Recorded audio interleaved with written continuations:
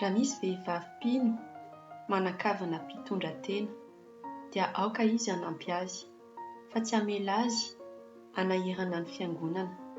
Amin'izay ny fiangonana dia ho afa-manampy ireo tena mpitondra tena.